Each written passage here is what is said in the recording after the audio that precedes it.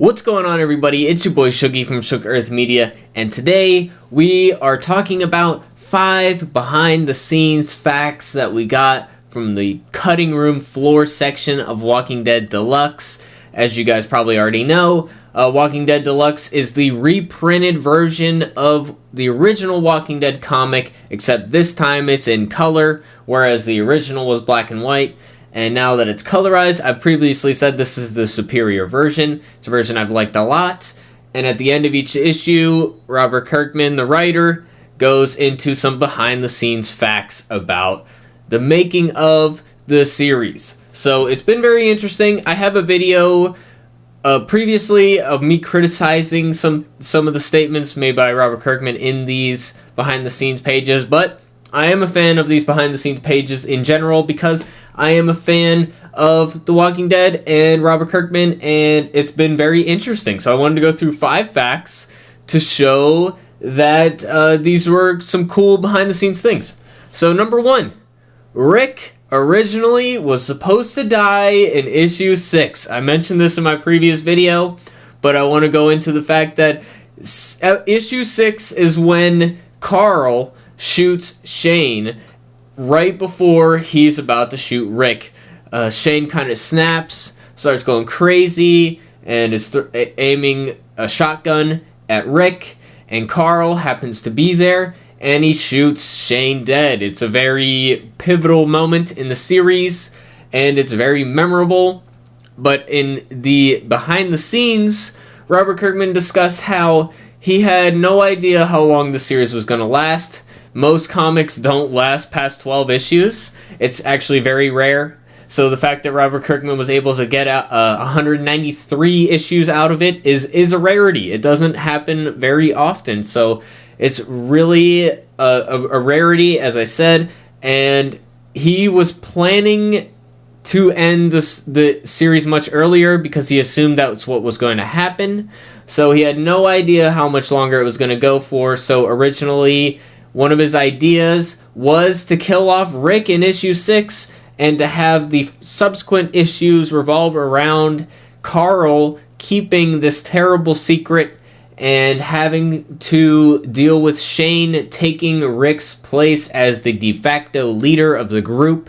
And he has this terrible secret that he has to keep and all of the drama surrounding that. So it would have been very interesting. And if the series only went on for 12 issues or something, it could have been really good.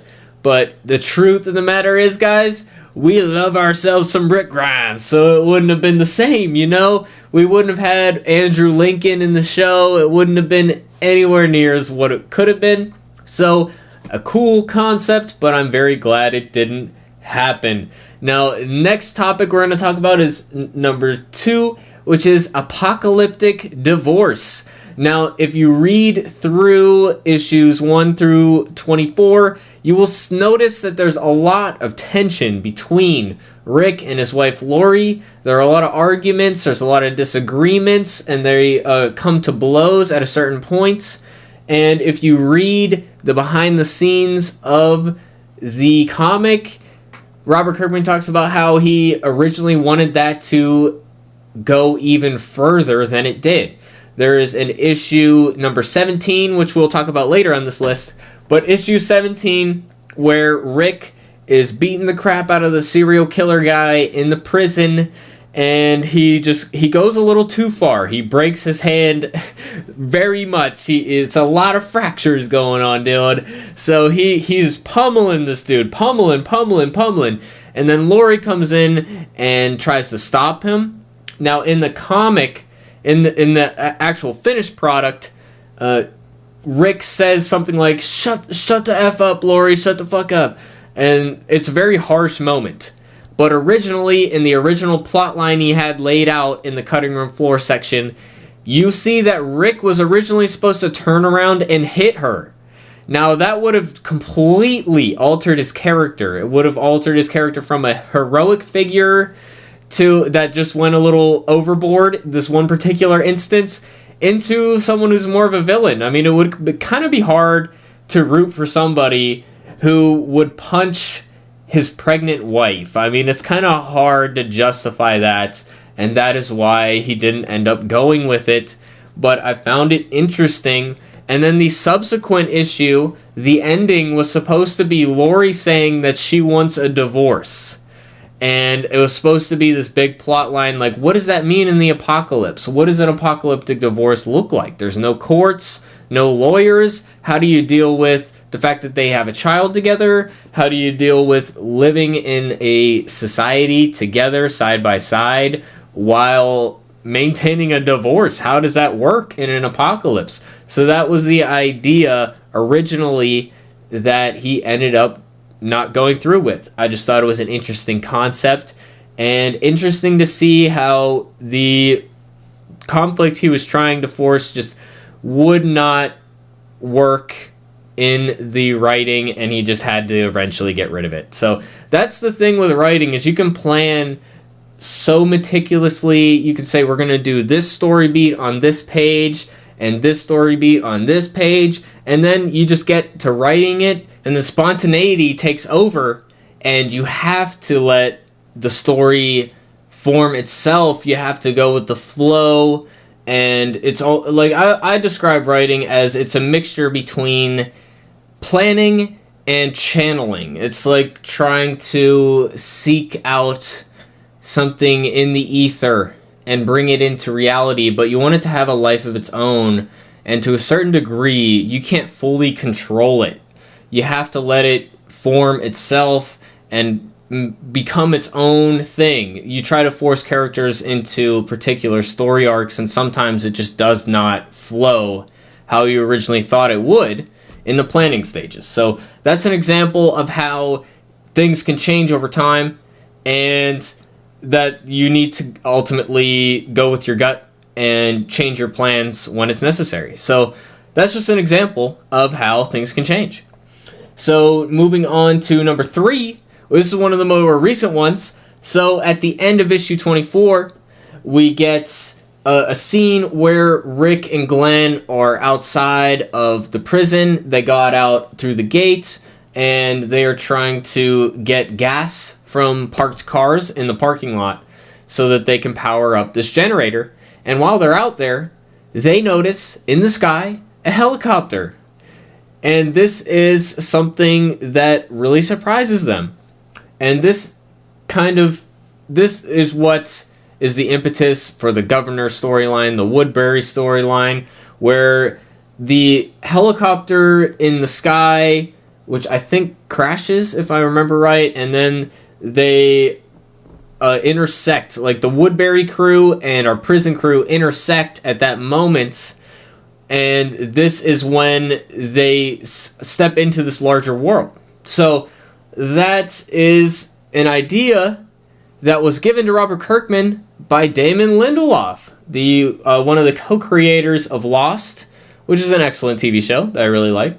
And he's the guy. They were just talking on the phone, chatting about their various projects, and Damon Lindelof said he was a big fan of The Walking Dead, and back then, Robert Kirkman mentions back then you didn't have to specify, oh, the TV show, or the other TV show, or the other TV show, or the video game. No, it was just the comic at that point. So they were discussing that, and Damon Lindelof said, hey, what if they saw a helicopter in the sky? So that's where the idea came from. It came from Damon Lindelof himself, and I thought that was very interesting.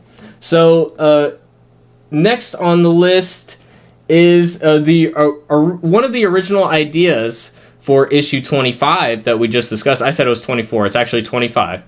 And issue 25 was it was a little bit of a reset in a way, in that issue 24 really capped off book 4 or book 2, depending on which, if you get the smaller collections or the bigger ones.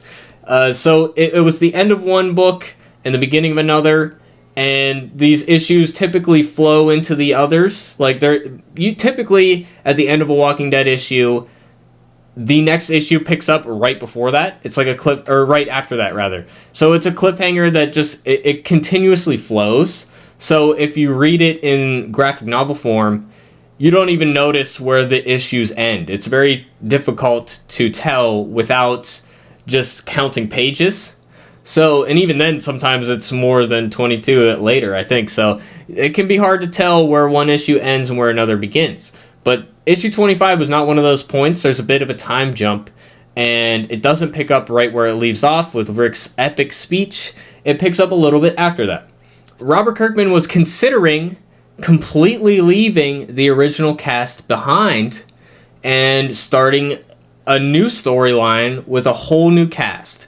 And he says if you realize that issue 1, 2, or issue 25, issue 26, issue 27, 28, 29, 30, those 6 covers don't have any of the original cast on them. It just has people in these prison guard outfits that Glenn finds in the book, but originally the reason why they did it that way is because Robert Kirkman was considering completely abandoning the original cast, starting a new storyline with a new cast, and then at a certain point letting that new cast intersect with the old cast, and it would merge at that point and become one book, which I think is a really cool idea. I think it could have really worked, but he eventually decided not to do that and to go the more safe route. But that also worked as well. I mean, it was a fine introduction into the Woodbury storyline and the Governor arc.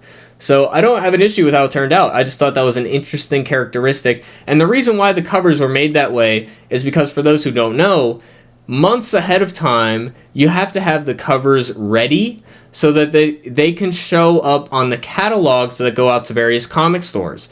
Every month, there's I don't actually know how often, but every so often there's a catalog that goes out to every comic store, and the comic stores can then go through that catalog and pick which comics they want to order and how many they want to order, and the covers are shown on those catalogs for solicitation. So you need to have them done months ahead of time, and the way scheduling works in the comic industry is that you pretty much you don't waste any time. You pretty much, as soon as it's ready to go, it's shipping out. So that's pretty much how everything comes down to the wire. I mean, that's how our whole economy works, really. I mean, things are made to be ready to produce, and then we ship it out. You know, instead of it's a just-in-time economy instead of a just-in-case economy. That's the world we're living in now, where we don't have big stockpiles of things. So everything's ready just in time. That's why comics get delayed a lot, including The Walking Dead got delayed often in the early days.